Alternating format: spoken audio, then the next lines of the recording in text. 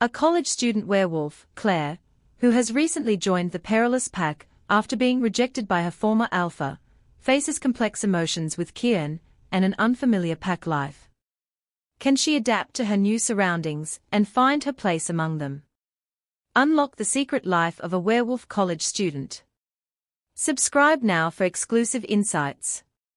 Chapter 9. When the morning came, I forgot where I was.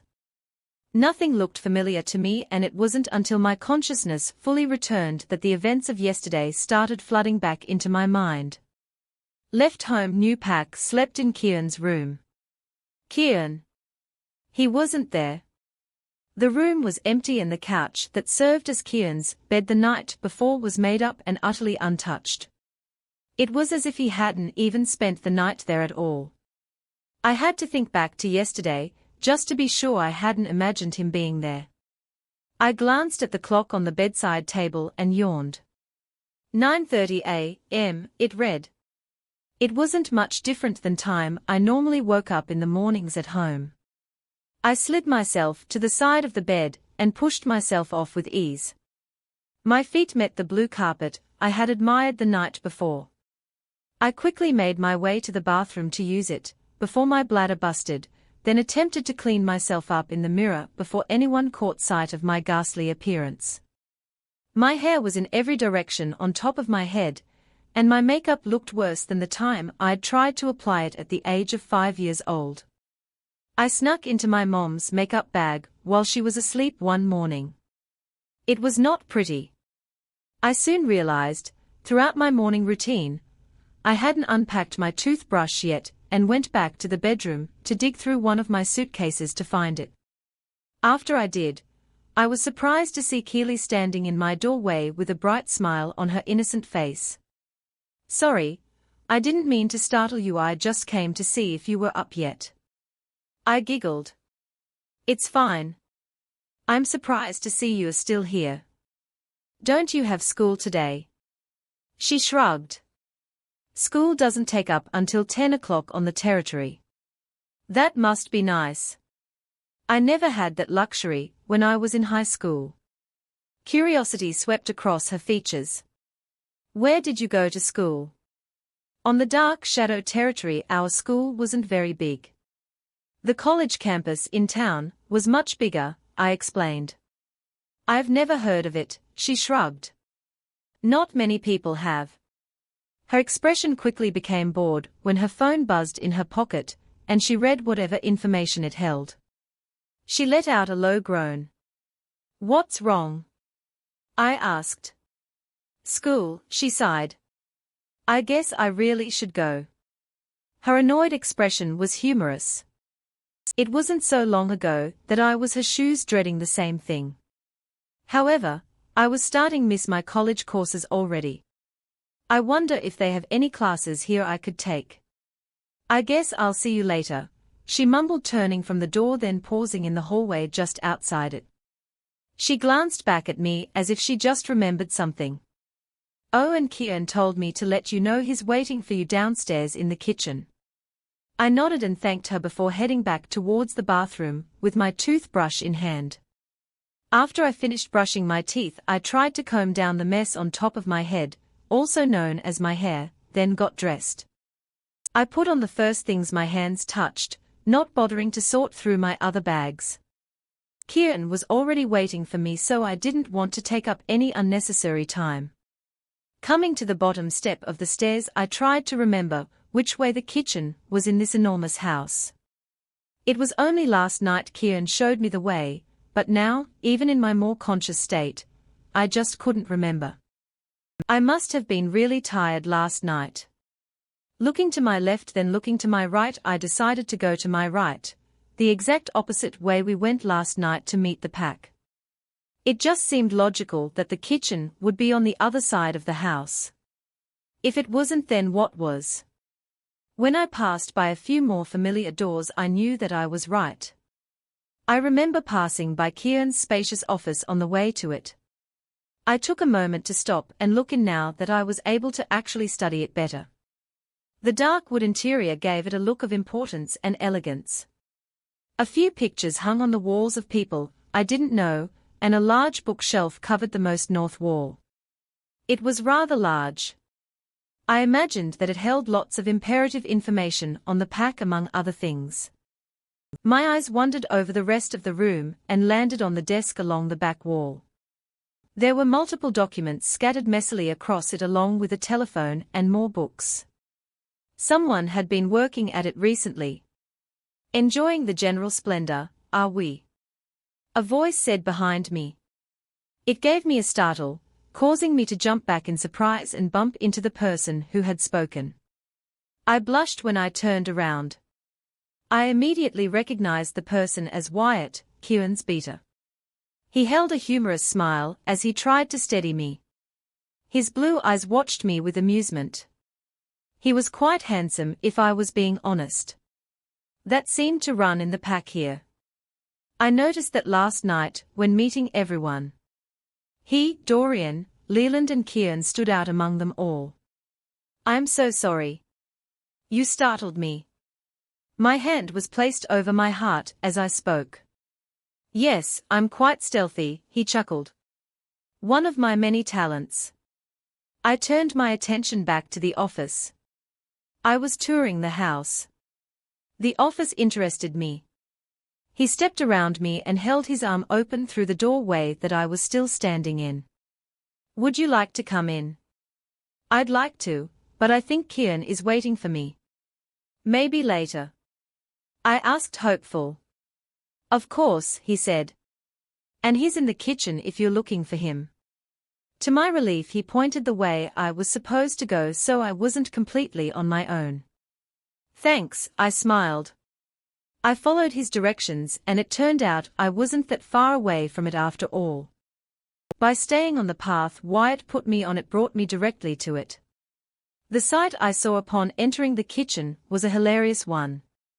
Kieran was standing over the stove with a smoking pan in one hand and a spatula in the other. He looked utterly irritated. It's a wonder that he hadn't burnt the house down, or at least set off the smoke detectors. When a giggle escaped my lips, it quickly drew his attention and he froze. Need some help? I asked. A low growl escaped his lips. I almost didn't hear it. I was trying to cook, he said, dropping the burnt pan into the sink. He filled it with water, causing smoke to fill the air. He coughed a little. Taking a seat on one of the stools at the counter, I watched him with amusement. I can see that. What happened? He shrugged and leaned on his hands on the counter between us. I turned away for just a minute to check my phone, and the next thing I knew the smoke was everywhere. I giggle again. You're not supposed to leave anything on the stove unattended. Why were you cooking anyway? Miss breakfast with everyone else. I guessed. Actually, I was making it for you, he grumbled. My laughter quickly halted and I internally felt bad for teasing him. He did all of this for me. Oh, I said. You didn't have to do that. I wanted to, he shrugged. I just want you to feel at home. So that is what this is about. At home, I began, I rarely ate breakfast. I was usually too busy. His face became grim. Yeah, I know that feeling. We were both silent for a moment, Kieran seeming to be in thought. I poked my fingertip on the prongs of the fork in front of me until he decided to speak again. I thought I'd take you out to show you the rest of the territory today. It's been a while since I have been out there too, so I thought it would be good if we did that together. Sure, I said, but that soon brought up a reminder. You've deserted your alpha duties for a while now, huh? He nodded, but didn't say much. Do you think you're ready to take your place back yet? I asked curiously. Very soon, he nodded. I really need to get back in touch with the pack first. That being the reason for today, I stated in understanding. Yeah? I jumped up from my seat with much enthusiasm and grinned. If he was willing to show me around, and include me in the business of the pack, then I would surely take it. I was eager to get to know everyone better, and this would be the best way. Okay, great, let's go. Wait, he said, holding up his hand to stop me from getting too excited. I kind of wanted to talk to you about something first. His voice seemed tense, which, in turn, made me become a little wary of his next words. I didn't like the tense moments with him as much as the others. He seemed so serious and alpha-like. I guess that's something I would have to get used to though, because that's exactly what he was, an alpha. I moved back into the seat behind me I had previously been sitting in and slumped, waiting for him to continue. I wanted to discuss the terms of our mating, he began while watching me closely. He seemed to be uncertain how to continue. When I nodded, he went on. As you know, there are several parts to mating that we will have to go through to become completely mated. Yes, I replied, unsure of where he was going with this. There is one in particular I wanted to speak with you about. He still hadn't relaxed yet, and his eyes grew more intense. I thought we should go through phase 1 as soon as possible, if that's all right with you. Phase 1? I asked myself. The marking. Most mates do it as soon as they meet each other for the first time, but seeing as our circumstances were a little different, that didn't happen, he explained. Oh? I was a little taken aback by his request. I don't know why though, it wasn't illogical. He was completely right. I guess I should have expected it. When? I asked. Soon, he said. Do you think that's something you will be okay with? When I didn't answer, thinking it over, he continued. It will help with the dreams. That got me attention. I didn't mask the confusion I felt. Dreams? I guess you haven't started having them yet. It's still too soon for it. You should expect them though. They can be pretty intense. Just when you think you are getting better, they break you all over again. You have them? I asked. An unknown emotion passed through his eyes before he answered. Not so much anymore. They only lasted for a couple of weeks. They started just a week after my rejection, and my last one was the day I met you in the diner, more than a week ago. I felt myself overcome with worry. Then that means mine would start any day now. How could I handle that kind of pain again? This time I don't have my parents to help me through it. I glanced at the floor for a moment, thinking it over, then back up to Kieran. I agree. We should do the marking claim soon. How does now work? I was surprised by his sudden chuckle. His hands came up in front of him, like he was holding me back from attacking him. Hold on, I meant by the next scheduled pack meeting in a few days. I thought you'd want to prepare yourself first. Mentally, I mean. I blinked. Why? He seemed taken aback by my question and dropped his hands. He didn't seem so humid now. His face was serious. Because a lot goes into the claim. We both have to want and accept it. It's not just a mark, it's us letting our bodies know we want each other as mates. We are bringing our souls together, as soulmates, and starting a bond for them to grow on, one that can only be completed by our mating. It will change both of us. I felt dumb. I should have known that. My mom only ever explained that being marked was so that other wolves would know you belong to someone. I guess it's different for non-mates. Oh? No one ever really explained that part to me. I felt a string of emotions, from uncertainty to nervousness, and finally acceptance. Sure, the claim might change us both, but I really didn't see any way around it, and it would have to happen sooner or later anyway. We might as well get ready for it. Now that you know, are you ready? He asked. It's not exactly a deal breaker, I stated softly. I don't see why it wouldn't be. I was more nervous than before, but it didn't change my decision on the matter. I would still go through with it. I gave him my word and I had no intention of breaking it. Good, he nodded, seeming pleased with that. I am glad we got that cleared up. His posture instantly became more relaxed and he smiled. So, seeing as I botched breakfast, what do you say to us getting out of here? I giggled lightly and returned his smile. Sounds good. I'd hate to choke to death on smoke from your cooking attempt. He ruffled my hair lightly on our way out the door, causing my hard work on it this morning to go to waste. Payback sucks. The pack territory was even bigger than I had imagined. What Kieran had referred to as a small housing community for the pack in the woods was no small community at all. It was quite large, almost the size of our pack village, just slightly smaller.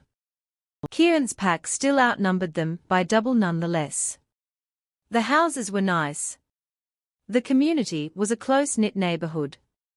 Thought the houses were on the smaller side, they made up for it in beauty. Side by side, the houses were lined up next to each other. They were not very far apart. Everything was relatively close to each other. Kids played outside while several adults and wolves roamed the land. Most of them seemed to just be keeping an eye on things. Some of the familiar faces I had met last night stared back at me with smiles, all of them bowing their heads in respect. It surprised me that they were already treating me like Kieran's mate even when we had not made a step in the mating direction yet. Welcome back to the territory, Alpha, one of the men said. Yes, it's been too long, another person beside him who I immediately recognized as Leland. He was one of the fighters in the pack. I remembered him speaking to me last night. Leland, Kieran acknowledged him formally. I was still adjusting to the formalities in the pack, and adjusting to my future mate's more reserved and business side. It seemed Kieran had many different sides to him. What's the latest news on the New Dawn pack? He asked Leland, who was just acknowledging me next to Kieran. His eyes flashed back to Kieran. We are still working out the date of their visit. Alpha Clint has been visiting with some of the other surrounding packs to gain more support on dealing with the rogue invasion that happened last week, and has just gotten back to his territory. He thinks next week will be a good time to visit if that works for us. What does Wyatt think? Kieran asked. He agreed on Saturday, he answered him. Then I trust his decision. But one more attack, then we'll be forced to take action ourselves, with or without New Dawn's help. He nodded before his eyes flashed to something or someone behind us. We didn't have to look to see who it was. His scent hit us, revealing him. It was Wyatt. I take it Leland has just filled you in on everything? He asked, coming to a stop in the space between Kieran and the person of subject. He did, Kieran confirmed. I trust that you'll continue see everything through. Wyatt nodded, then flashed a knowing smile between the two of us. I take it you'll be back to business soon. I blushed at the insulation. I plan to, he confirmed with a grin all of his own. It was clear these two were pretty close friends, and shared some kind of levity between them. I had a strong suspicion that maybe they had already talked about mine and Kieran's mating. I'm not so sure how I felt about that, even if they were friends. Though I guess I would also want my best friend's opinion on a decision this big as well. Too bad my best friend was in another pack, and the likelihood of me seeing her again was slim. I hadn't even seen her since before everything went down with Daniel. I had shut her out like I had done everyone else when I was hurt. I suppose our distance was entirely my fault. I tried not to dwell too much on that fact. Maybe I'll try to call Jennifer soon and explain everything if she didn't already know. Word tends to spread like wildfire in our pack. Come on, Kieran said, gently tugging on my hand and breaking me from my thoughts. I'll show the rest of the land. I blushed when I realized I had spaced out for a few seconds. I hope I didn't seem rude. Kieran showed me many more important places on the land, one of them being the pack borders, which happened to meet the Red Moon pack, Alpha Sawyer's territory. I was still trying to keep up with the different alphas he had mentioned. It was a lot to remember. I never had any reason to know them before, but as future Luna, it was my job to know who they were now. I did learn that the New Dawn pack was the pack that was tied in third with our pack, the Perilous Pack, in size. Well, they were until recently anyway. I was the one pack member that put them officially at number 3. I don't know how long that will last though. I also learned that Red Moon was ranked number 2 in size. And the Night Seekers were number 1. We came to a stop at one of my favorite places by far, the lake. Feeling overwhelmed yet? He asked after explaining the packs. Maybe a little, I replied honestly. But this is all still so new to me. With some time I know I'll adjust. He offered a faint smile. I'm glad you feel that way, he said. I know this is a lot to take in. I'm not trying to rush you or anything even if it seems that way. I'm just trying to educate you and prepare you for your position. I believed him. I know, I smiled. And I'm your sponge, absorbing it all.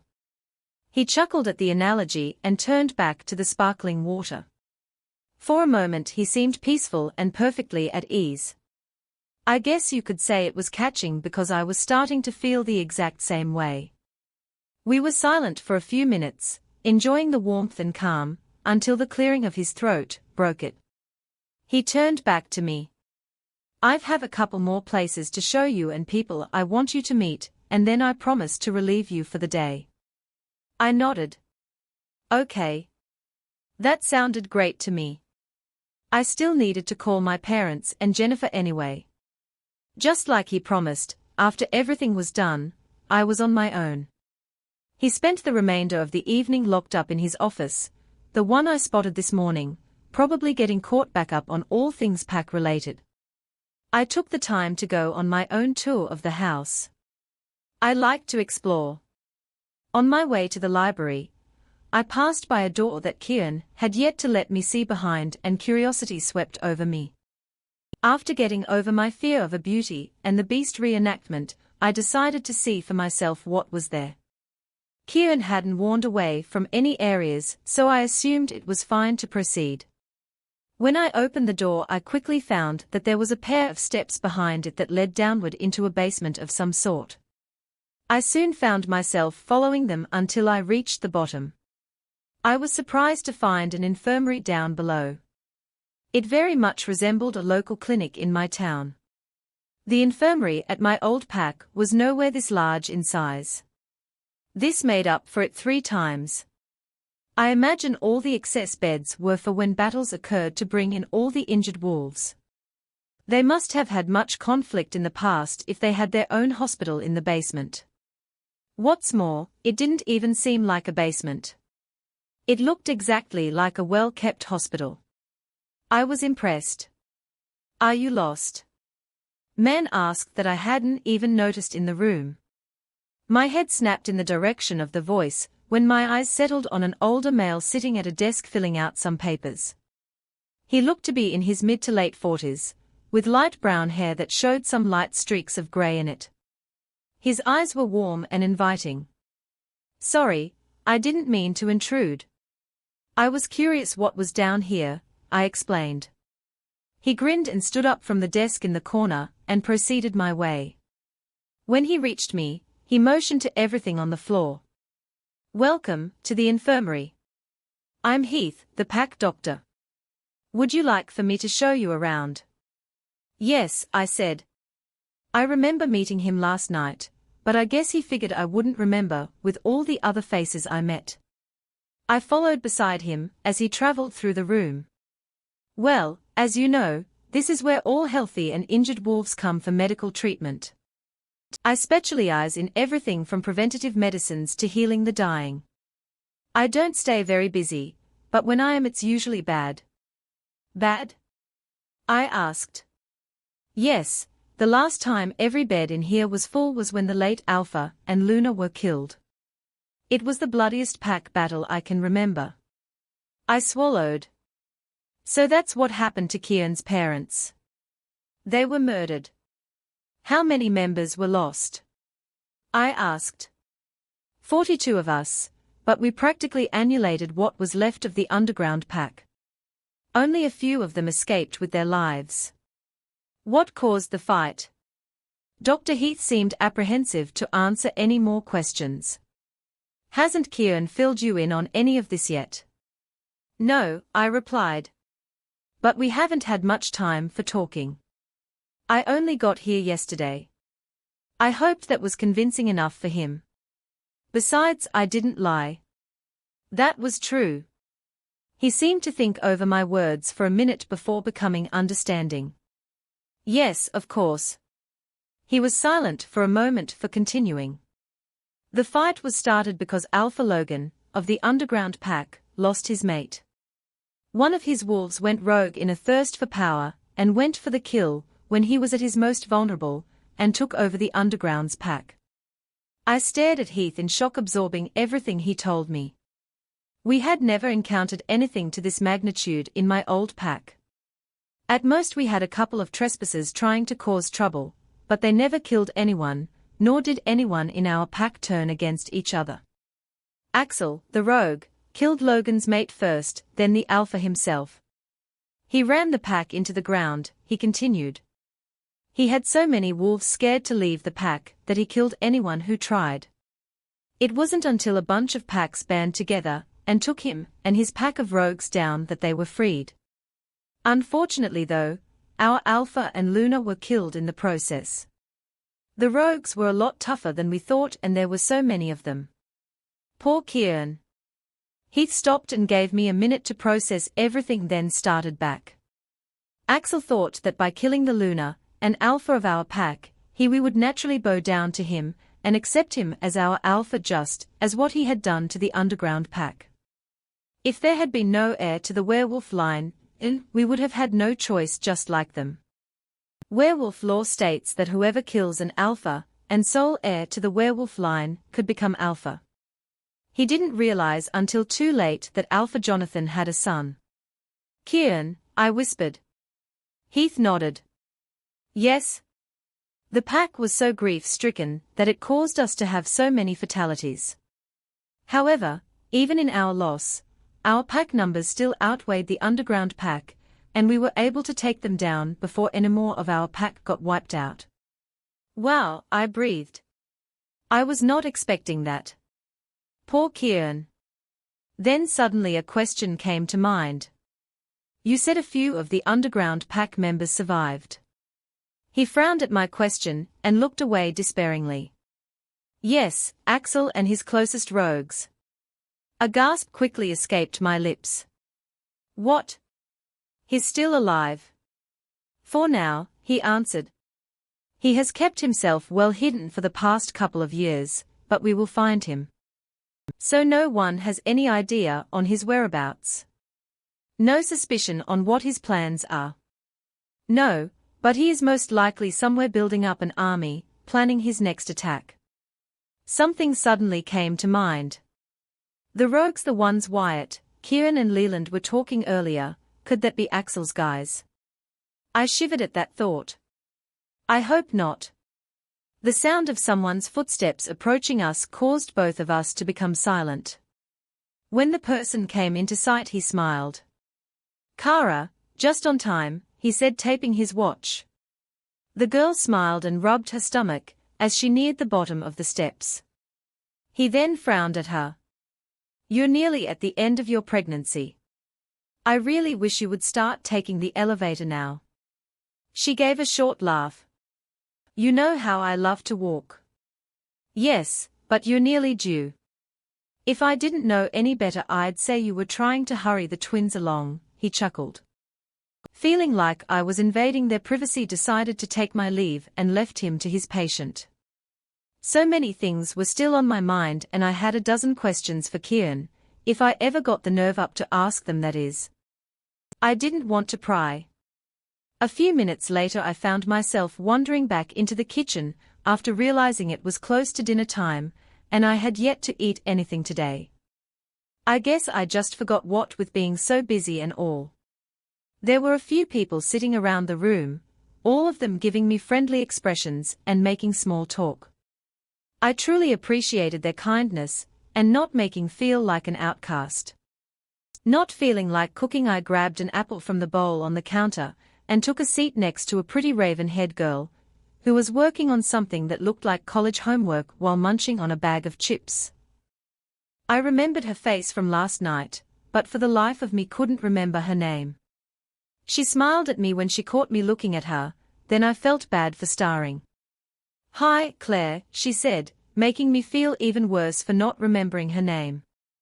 "I'm Lara, remember?" I felt relief at the mention of her name. I nodded. "Right, of course. How are you?" I asked.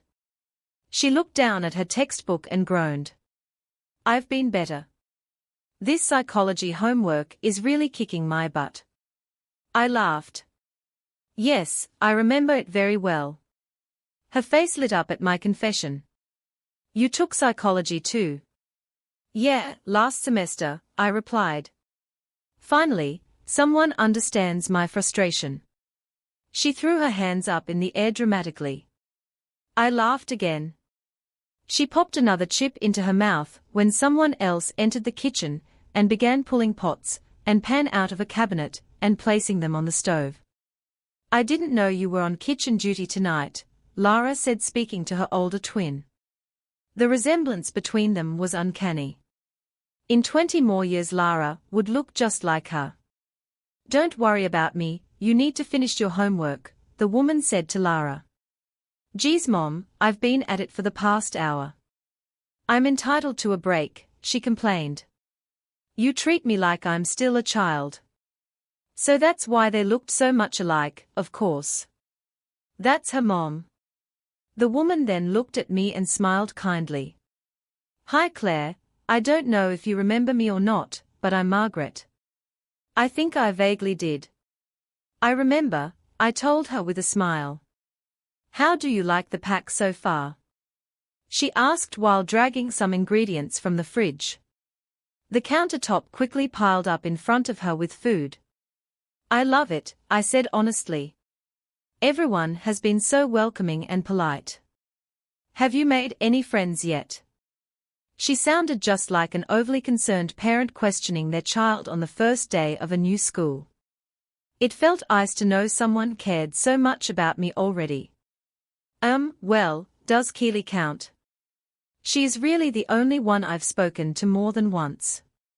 "She's a real sweetheart, isn't she?" Margaret said, then added with a laugh. "And drives her brother crazy, that one." "She does," I agreed. Margaret, Lana and I continued to chat for a while until I felt like I was distracting them from their work and left. An hour later I found myself upstairs in Kieran's room while waiting for dinner to be finished. The apple one ate did very little to fill me. I actually had an appetite today and craved something more. Hopefully dinner would be less awkward than yesterday since almost everyone knew me a little better now. I rang my mom and talked to her for half an hour about what the pack was like and how much I liked it. I told her everything apart from the pack history I learned of today, which I didn't think was my place to share. I felt a little emotional talking to her after realizing how much I missed her and my dad. She was just as saddened as I was. After the call ended, I had started to call Jennifer when a very tired-looking Kieran entered the room.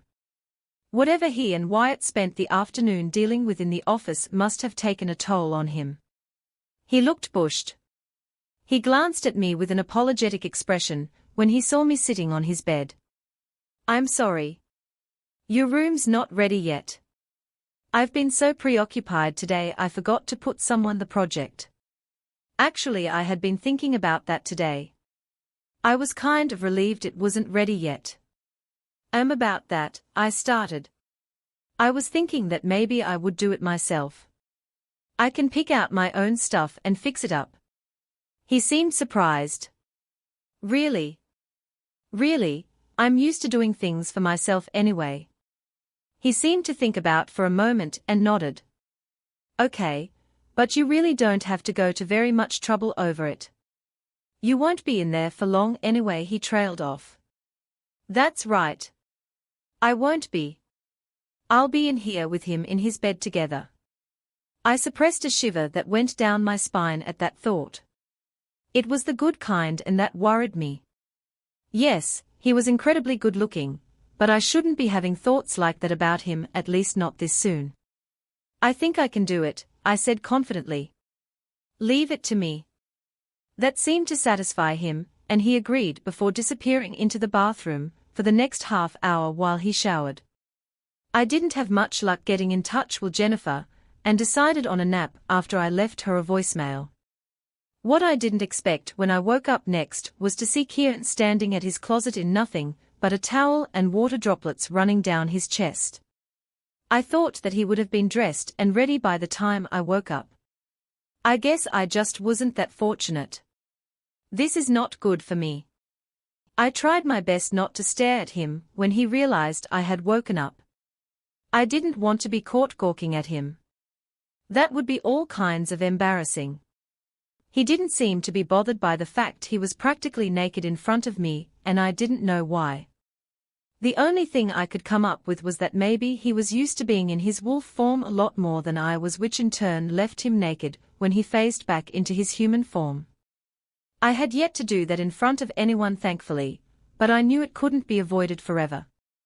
When I was sure it was safe to get up, I looked back at a fully dressed Kieran. He looked hot. I couldn't deny that. It would be a lie to say otherwise. Dinner is almost ready. The pack members are waiting for us downstairs, he said. Okay, I'll just get cleaned up and meet you down there, I said. He looked at me expectantly. We'll go together. Oh right. Mates do everything together, I remembered. I forget sometimes. I'm not used to that. Maybe it will become more natural to me when we are mated. I didn't argue with him because I knew he was right, and I left to the bathroom to get ready. The dinner, overall, went well. I was starting to feel more at home here the more time I spent with his pack. Wyatt and Leland took turns poking fun at me throughout the meal. Thankfully Lara took up for me.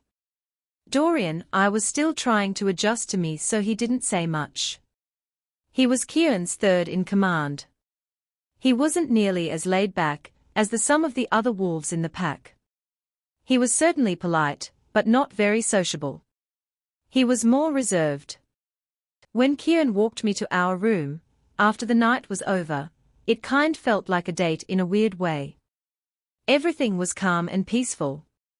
We walked in a comfortable silence most of the way, holding hands.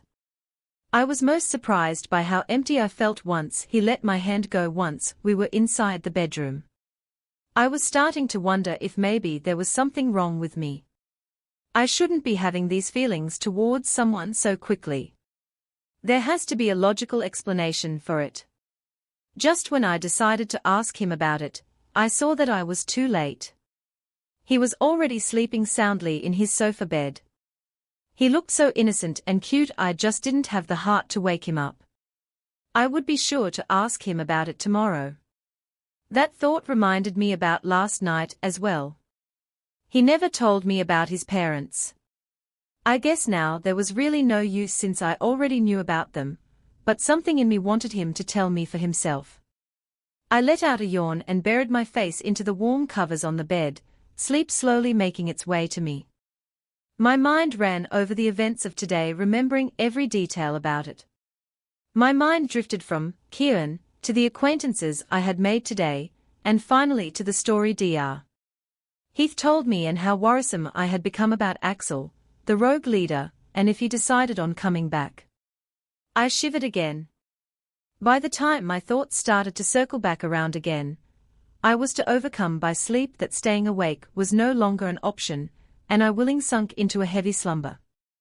Chapter 10. I didn't sleep well. The memories I had tried to suppress deep in my subconscious resurfaced overnight, and the dull wounds left from Daniel's wake felt entirely too fresh for me. Instead of it being more than a week ago since I was broken, it felt just like yesterday. I screamed and clutched my chest. My soul was being torn apart all over again, as the vivid dream played through my mind like a movie on repeat. Somewhere in my mind I think I knew it was merely a dream, but I could not find my way back to reality. I was lost in my own mind with no one to bring me out of my suffering. He rejects us, my wolf whispered. He chose another mate. My wolf whimpered at the new realization, and I wished for anything that I could in some way console her, but I was just as broken as her. I felt weak and sick. I had to grab onto the counter just to keep my balance. Daniel became concerned, but didn't move to help me. She's pregnant. Jasmine is having our pups, he said. No. The pain inside me was more excruciating than I could convey. It felt as if something inside me had been ripped out. Like my soul. I felt empty now. My body was nothing but a wasteland. Nothing of importance lied within me anymore. Without Daniel I was nothing but empty and broken. I fell to the ground on my hands and knees and cried out in pain. I rocked back and forth, holding my arms tightly around myself, as if it would prevent me from completely falling apart. However, it did nothing to hold me together. I was too far gone to be saved. Then, I guess there's nothing left to do, but make it official, is there? The voice was right next to me. It was him. Kieran. Do it, he ordered. The faster you do this, the quicker she will heal. Put an end to her suffering. He ordered. I didn't look up, but I took it by my mate's silence he was taking Kieran's words into consideration. He was thinking. I'm so sorry, Claire. It was Daniel who spoke. And then he continued. I, Daniel Montgomery, Alpha of the Night Shadow Pack, hereby reject you, Claire Warren, as my mate and Luna of this pack. Your lies are no longer to this pack, therefore you may leave upon your choosing. The decision is yours. All the air left my lungs while I tried to gasp for air, but it didn't work. I could no longer breathe. My head became dizzy. He released me from my pack and our bond. I truly had nothing now. I was alone, completely and 100%. I was disoriented and could not focus on anything anymore. Not voices, not people, not touch or anything. My senses were useless. With a loud cry my wolf let out within me, she disappeared into nothingness. I could not feel her anymore, nor could I myself. I was gone. Just like her. Someone's arms quickly wrapped around my shoulder and held me to them while I sobbed, letting my tears hit the floor until there was nothing left. And then I disappeared into a dark abyss. Claire. No. He left me. He left me again. I grabbed at my chest. I can't. It hurts too much. Claire. Someone was shaking me vigorously. Leave me alone. You left me. You broke me. Just go. Claire, you have to wake up. It's just a dream. I felt disoriented. Who was talking? Where was that voice coming from? I'm lost in the dark. Another wave of pain hit me in the chest and I screamed out. I clutched my chest even tighter, willing it to stop. But it never did. You're okay, I promise. Just open your eyes for me. You have to trust me. Trust me. Those words seemed so familiar and comforting. They were just enough to bring me, temporarily, out of my despair. I felt a cool hand on my face, breaking through my subconscious. It was gently tapping my cheek. I forced my eyes open, letting the light seep in. I was in the familiar, well-lit room, with a very worried-looking Kieran hovering over top of me. It was then that I noticed I was also in his arms. He was holding me. I was drenched in sweat. My clothes were wet, but he didn't seem to mind it. What? I started, but my throat was too dry to get out anything more. You're burning up, he said, feeling of my forehead, watching me very carefully. We should get you to see the doctor. No, I protested through a very strained voice. My throat was still dry and Kieran noticed that, especially when I placed my hand on it and winced. It felt like I had swallowed a box of lit matches, and it burnt the inside of my throat. I didn't want anyone to see me like this. I was so weak and frail. I was not fit to be a Luna right now, and I didn't want my pack seeing me this way. It would draw too much attention to me. Attention I didn't want. Don't argue with me on this. You need to be seen. They'll see me, I said weakly. He sighed and laid me down on the bed, and left the room. I panicked. Where did he go? Why did he leave me? I was starting to sob again, when he showed back up with a small yellow cup in his hand. I can't believe how insecure this rejection had made me. It didn't feel good enough for anyone. Why would anyone want to even stay with me, especially Kieran? He seemed to be faring much better than I was. Of course he had longer to cope with his rejection. He slipped his hand under my head, and gently raised me up. He brought the cup to my lips, letting the cool liquid flow easily down my throat. It soothed the dry, burning feeling inside. By the time I had finished the contents of the cup, I felt better. The pain was now just a dull ache in my chest, disappearing quickly. Kieran took the cup away from my lips and I forced myself up in the bed. He didn't remove his arm from around me even though I was in the setting position now. He still looked apprehensive to release me. I'm okay, I said, noting how much better my throat felt this time when I spoke. You're not, he said. It's the dreams. They don't just go away. This is far from over. I warned you about this, remember? He was staring at me intently, as if trying to stress exactly how important that fact was for me. Yes, I replied. I remember. He stood up, releasing me from his hold. Again I felt cold in his absence. I'm going to get the pack doctor. He'll give you something for your fever. No one has to see you if you don't want them to. I nodded. I didn't want them to.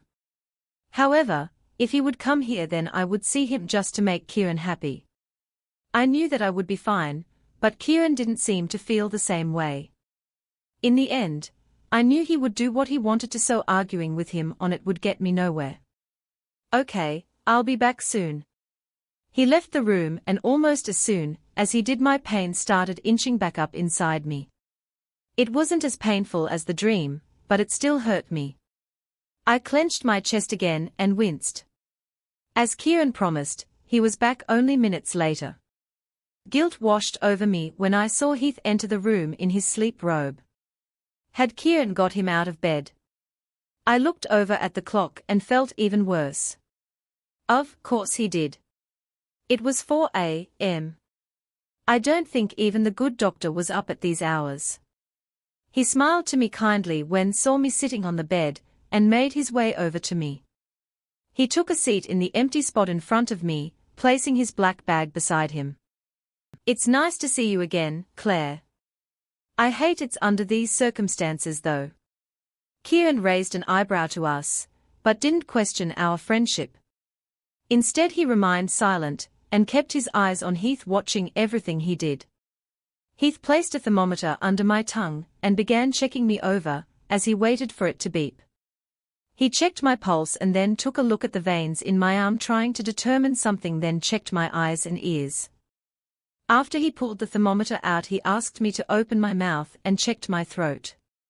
Soon he came to a conclusion. Well, she's not sick, he said, placing his things back inside the bag he brought. She's a bit dehydrated though. After his stuff was packed away, he turned back to Kieran and me with a bemused expression. As for the fever, he began, I'm not too sure about. I don't know what could be causing it. Maybe if you tell me what happened before I got here, that will help me in figuring out what's wrong. My eyes shifted to Kieran, who was standing above me with a grave expression on his face. He only looked at me briefly before making eye contact with Heath. It's the dreams, he answered him. Recognition passed over him. Heath looked back at me with sympathy. So that's it, he mumbled, Can you give her something for it? Kieran asked, though he already told me before there was only one thing that could help me. The doctor looked despondent and sighed.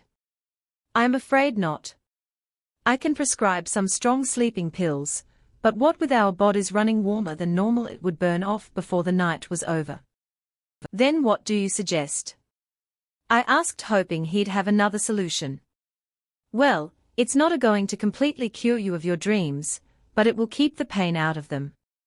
They won't be able to get to you anymore. The claim, I said, already knowing what he would say. He nodded. Yes, the claim. You helped Kieran with this, didn't you? I asked him. He shot me another sympathetic look before standing from the bed and answering me. Yes, and one other couple. Your situation is very rare. There are very few people who take on other mates. Unfortunately, it happens though. It's more common in wolves that have lost their mate to some unfortunate circumstance, like a war or illness. That is if they survive the loss. You know someone else who has gone through it though, I stated. Yes, there is a couple in the pack who lost their mates and the dreams were the same. The only difference is, they would feel the pain of their mate's death all over again, instead of a rejection. I sat silently. I suppose that would be much worse than a rejection. Though a rejection is much like death. You still grieved the same way. You grieve for the loss of your mate. However, I wasn't mated to Daniel. That would have destroyed me completely. I doubt I could have survived it. They were able to overcome it though, and they are happy again. I asked. They are, he confirmed. They have been mated for the past 10 years. Seeing them, you wouldn't know they weren't true mates. The bond is strong between them. But it's even stronger in alphas, he said, looking between us. He already saw the question in my eyes and continued to explain. An alpha is a leader. The decisions they make are final and respected. When an alpha marks a she-wolf, it is not only acknowledged by the pack, but by your souls as well. Your souls will be the first to accept it, even before your wolves. Though they will come around and respect your decision as well. They can't fight the bond. Eventually, they will want and need to mate, which will become overpowering, and you will complete the mating process soon after. Another question came to mind. How did my mate not suffer as much as I did after the rejection? I asked. Wouldn't the pain be the same for him? Heath shook his head. Normally that would be so, but from what I have gathered from Alpha Kieran, the circumstance is different. Most wolves will always wait on their mate. They do not form relationships with other wolves. Of course, there are some impatient ones who can't wait that long. Daniel, I thought to myself. There is something called soul intertwining. It comes when two wolves, who aren't mates, cohabit, and their wolves grow used to each other and their souls start bonding. It doesn't serve the same purpose as marking another wolf. However, it's enough to confuse your wolf and soul. Wolves who aren't mates are not meant to live together as a couple, so this causes problems when one of them finds their mate. Everything was starting to come together and make sense now. That's why Daniel found it so easy to reject me. His soul was intertwined with Jasmine's. That's why he was confused and didn't know what to do when he found me. In a way, I guess you could say his wolf was brainwashed, he finished. He must have done a lot of research on mates to know so much about this. Maybe after he helped that other couple, he felt the need to learn more in case any more of these situations arise like ours. Kieran remained silent and unsurprised. I guess the good doctor had already shared this information with him prior to tonight. When Heath left, Kieran and I sat in a comfortable silence on the bed. Neither of us really knew what to say that hadn't already been said. After forcing me to drink 2 more cups of water, he finally let me lay back down to sleep.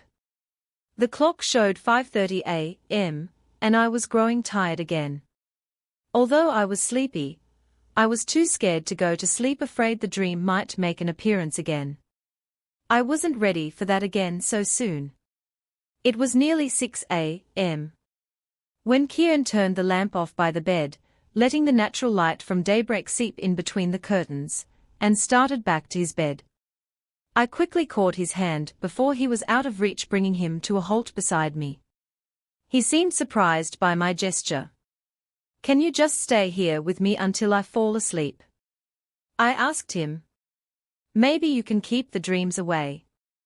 I needed him, but I didn't like how weak I sounded asking him to stay. I hated to appear weak. I hated to rely on anyone.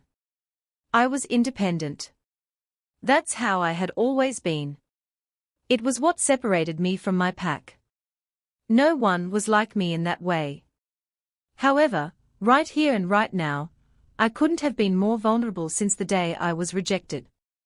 The surprise on his face never wore off, but nodded his head. "I'll stay." I couldn't have been more relieved when he agreed. He rounded the other side of the bed and got in next to me. His arm gently draped over my side as we faced each other. Sleep finally made its way over me again, before the morning finally settled in. Kieran didn't take his eyes off of me the entire time I was awake. Through his eyes, I could see some of the pain and hurt he had been hiding from me all this time. The eyes are the windows to the soul after all. Just before I drifted off into a peaceful, dreamless state of sleep, I felt Kieran's cool fingertips brushing a strand of hair from my face and tucked it behind my ear carefully. The sound of his steady breathing put me completely at ease. It was after 10 o'clock before I woke up again. Unlike yesterday morning when I woke up alone, I found myself tangled up in Kieran's muscular arms. They definitely weighed as much as they looked. He was putting so much pressure on my stomach, causing my bladder to nearly burst. I struggled under his weight. When I finally managed to unwrap his arms from me, it caused him to stir and eventually wake. He groggily rubbed his eyes and ran hand through his tousled hair before giving me a sheepish grin. I smiled at how innocent and cute he looked first waking up in the morning. Right now, he was the spitting image of a little boy who stayed up way past his bedtime and had to get up early. I giggled at him, unable to help it, and caused him to frown. "What?" he asked. "Nothing," I lied, worried he might be upset if I told him. His frown deepened at my words. "Tell me," he ordered. It wasn't in his alpha tone, but I could see he was serious and didn't plan on letting it go. "Has anyone told you how cute you are when you sleep?" I giggled again. Just as I suspected, he did not seem pleased by that. He crossed his arms over his chest, looking upset. "Alphas are not cute," he stated. "We're strong and intimidating." "Well, I guess you're an exception to the rule," I smiled. He grumbled a few words under his breath. The even I, a wolf, couldn't make out and stood up from the bed. He was in a short-sleeved shirt and a pair of basketball shorts, and even in that, he still looked very good.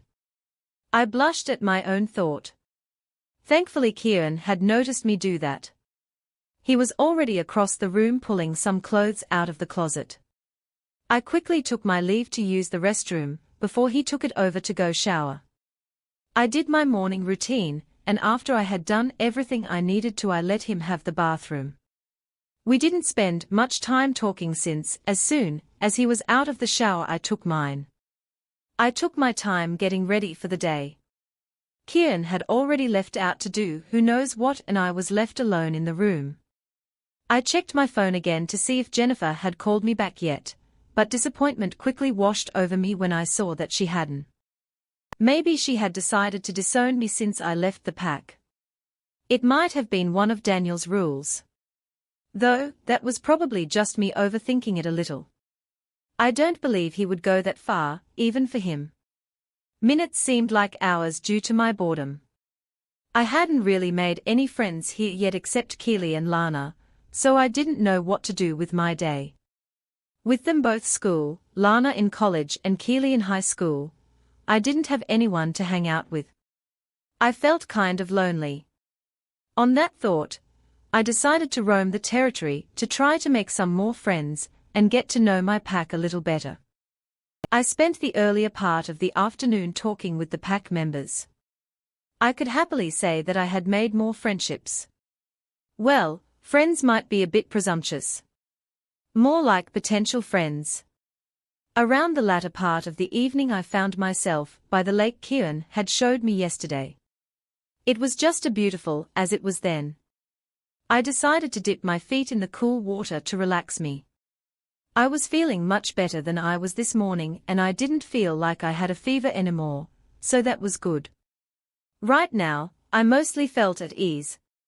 I got a little depressed when I saw a few passing wolves running through the woods, wishing that was me. With my wolf still being MIA, shifting wasn't an option for me. Even though I rarely let her out to run, I started to realize, you never know how much you miss something until it's gone, that being my wolf. I still held on to the hope that when Kieran and I mate she'll come back to me. I really needed her. After a few minutes of enjoying the water, my eyes found the path that Kieran and I had traveled some of the way yesterday when showing me the borders. But we didn't get to finish the hike. Me, being the curious person I am, decided to get up and follow it to see where it came out this time. It wasn't like I had a lot to anyway. With Wyatt still running the pack, it wasn't like I was needed very much yet. So why not enjoy the time I have, while I have it? With my shoes in hand, I took off on an exploration. The dirt and grass under my feet felt good. I felt close to nature. My wolf would have loved it. If I would let her, she would spend hours getting lost in the woods just for enjoyment of it. I'll have to remember to let her do that sometime, providing I get the chance. It was starting to get dark. The sky was twilight, so my human eyes could still see the forest in front of me. At some point I had wandered off the trail. I'm not really sure when, but now I was just wandering around aimlessly through the thick greenery and trees of the woods. I was lost, I knew that much, but I wasn't scared. I had been lost in the woods dozens of times as a kid, so this was something I was used to. I always managed to find my way out somehow though. I'll just have to do that again. It shouldn't be too hard. I continued to hike around a little longer, searching for the path that would lead me back to the house, when I heard a shuffling noise nearby. I took a sniff of the air to see if I could get a whiff of what it was, but couldn't pick up anything other than the scent of the forest. I didn't get very far when I heard it again, though this time, something had changed. It was louder and I was picking up on an animal smell, a wolf. Maybe Kieran had sent one of his pack members out to look for me since I hadn't made it back yet. I was internally cursing myself for not brining my cell phone now. If he called me and I didn't answer, he would be worried and come looking for me.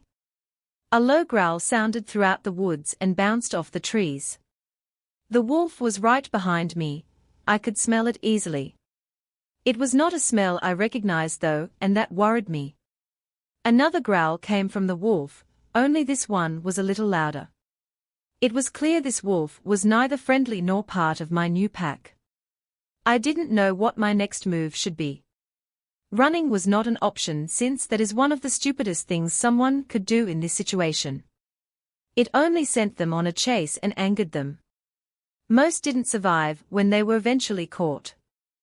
"Who are you and what are you doing on my land?" A deep male voice asked with much authority.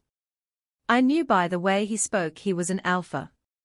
I slowly turned around to face him, trying to hide my fear, and it was my fear that kept me from speaking.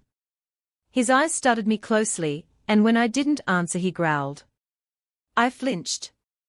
It was hard to concentrate with the naked male wolf in front of me. I tried to stay focused on his eyes. I'm sure he could see how embarrassing this was for me. I am Claire. I'm from the Perilous Pack. I came onto your land by accident. I got lost, I explained when I found my voice. He was still scrutinizing me, but his features relaxed slightly. He didn't seem as intimidating now. I know Kieran and I am familiar with the Perilous Pack, though I don't recall seeing you before," he stated, crossing his arms over his chest. "I'm new," I answered. "I just joined a couple of days ago." He took a whiff of the air and nodded. "You do have their scent. It's still off though. Who was your previous pack?" "Night Shadow." He seemed surprised. "Daniel Montgomery's pack." I nodded in confirmation. "You're the wolf everyone is talking about." I furrowed my eyebrows up at him. I didn't mask my confusion. "People are talking about me." "Word spread like wildfire when people found out what happened between you and your mate. No one has ever heard of an alpha doing what he did. It's caused a bit of friction between his pack and their allies. They have been marked as a weak pack and have lost a lot of respect. A pack is only as strong as its alpha." I was surprised. How had so many people heard about that so quickly? I was only rejected a week and a half ago, and I had been in Kieran's pack a fourth of that time. How fast that Daniel had caused so much trouble for himself in that amount of time was unfathomable. "Come on, I'll see you back to your land," he offered kindly. I could see it in his eyes that they held a certain amount of sympathy over what happened. "Wait, does anyone know the rest of the story?" "No one knows where you are, if that's what you mean." "It makes sense that you would come here though." I felt confused by that. "It does." "Yeah, the two rejected mates banding together for the greater good. The hurt, helping the hurt. Kieran had the right idea, bring you to his side." I nodded, though I was surprised by having his support. "Did others support us as well?" "When we got to our pack's borders there were 5 wolves waiting there for me there. Kieran was not among them. There were a few lights on posts scattered around close by that helped my human eyes see at night, and that I was thankful for. I hadn't been able to hold on to all of my superhuman senses, with the loss of my wolf, my night vision being one of them. It was considerably weakened. The alpha who I had met in the woods was in his wolf form a few feet in front of me. It seemed the pack members knew him, as they bowed their heads in acknowledgement. Leland was the first to speak. "Sawyer," he said politely, watching the wolf. His eyes then moved to mine. He looked worried and a little upset. It mirrored the rest of the wolves' faces. This was nothing like the laid-back, teasing Leland from last night. He was so serious and concerned now. I felt bad I had caused all of this. Guilt was eating away at me. They probably would have been looking for me all night if I hadn't showed back up. There seemed to be some unspoken words between him and Leland, then Sawyer was gone. "Kieran has been looking everywhere for you. He didn't know what happened to you. He's really upset," Leland spoke. "I imagined he would be. I needed to find him and explain what happened." "I am to see you back to the pack house," Dorian, the third in command, said tersely. He was straightforward and very reserved. In the 2 days that I had been here I hadn't seen him crack a smile once. I mean, Wyatt was better, and he wasn't even this uptight. I walked beside Dorian and Leland followed along to the pack house. Neither of them saying anything to me or each other, the atmosphere was kind of tense. I honestly didn't think I'd caused this much trouble. I felt like I was on my way to the principal's office to be punished for something I didn't know was wrong. This feeling was foreign to me. No one, other than my parents, really cared or paid attention to what I did in my pack, not even Alpha Daniel before he knew we were mates. Though things were kind of lax in my pack, which was the difference.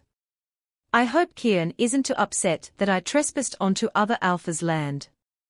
When we arrived at the house, Dorian and Leland escorted me to the office where Wyatt and Kieran were waiting with relieved looks.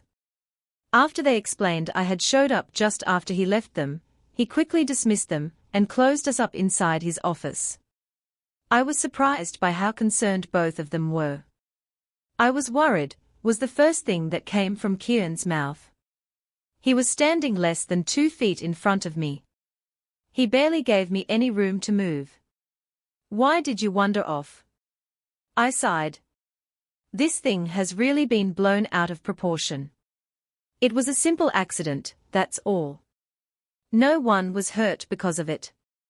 I was on the trail we took yesterday, and I went a little too deep into the woods and got lost. I accidentally wound up on Alpha Sawyer's land. He frowned. That's why I showed you the borders yesterday, so you would know. You're lucky Sawyer and I are on good terms, or this could have turned out a lot differently. I know that, but I didn't realize where I was in until it was too late. He let out a heaved sigh and leaned on his desk in front of me, giving me more breathing room. Look, I know you're not used to how things work around here, but I can assure you it is nothing like Night Shadow Pack. My old pack sounded distasteful coming from him. They are too careless. We keep better tabs on our members and, especially the Luna, than they do. I want you to feel comfortable here, but roaming that far into the woods can't happen again, at least not alone. If you're not sure about where you're going, then ask someone. If a rogue happened to have crossed over where you were today, you would have been gone. I swallowed nervously. I didn't realize how serious this really was. Oddly enough, none of those things entered my mind before. I didn't really know how to begin apologizing to him. I know, and I'm sorry. Next time I'll stay more in the open. I was just curious, that's all. It won't happen again.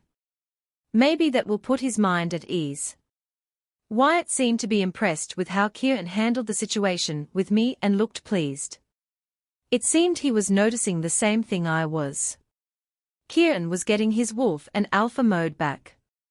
Kieran studied me for a minute until he seemed satisfied with my answer and visibly relaxed. That's when I did as well. I don't like these tense moments with Kieran. I liked the more easygoing side to him. The friendly one I met in the diner. That seems like so long ago now. That week of my life I spent in bed was the slowest one I had ever endured. It felt more like a month than a week. I owed that to all my suffering, I suppose. No one said it would be quick and easy. You missed dinner with the pack. So I'll make you something if you'd like. I smirked at him, finally able to loosen up a little now. Really, you're going to try that again? Didn't you learn from the first time? He didn't smile at first until he noticed I wasn't losing mine and broke into a wide grin. Okay, then. We'll go out. I shook my head. That's all right, it's already late now. I'll just find something in the kitchen to munch on. He was already grabbing his keys off the desk and headed to the door, not even listening to me. It was clear to see he had already made up his mind and there was no changing it.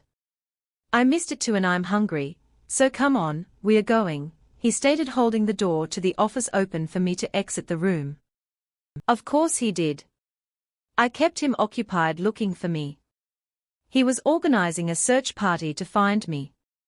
I noted the area map lying on his face up on his desk with perimeters marked off. Wyatt grinned at me. There is no need to argue with him. He always wins. I'm sure he does. He's an alpha after all. I relented, seeing no need to fuss about it, nodded. I guess I could go for some spaghetti. I wonder if Kieran knows of good place that serves some. Fine, let's go, I said, being the first one out the door. He didn't follow directly after me. He paused at the door for a moment, looking back at Wyatt, who already knew what he was going to ask. He quickly motioned him out the door. I have things here. Go have fun. You both deserve it. And that was all he needed to hear to be excused. Before I knew it, we were out the door, and in one of Kieran's posh sports cars and speeding down the road entirely over the speed limit. I found myself enjoying the pace. I guess Wyatt was right, we really could use a timeout from everything for an evening. Don't get left behind in the chase for independence. Hit subscribe and ring the bell for alerts on the next adventure.